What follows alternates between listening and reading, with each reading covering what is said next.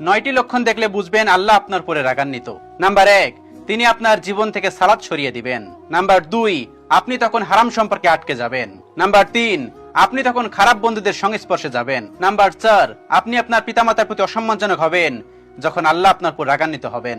Number 5, আল্লাহ যখন আপনার উপর রাগান্বিত হবেন তখন আপনি পাপের উপর পাপ করবেন। নাম্বার 6, আপনি তখন খুব বেশি সময় নষ্ট করবেন।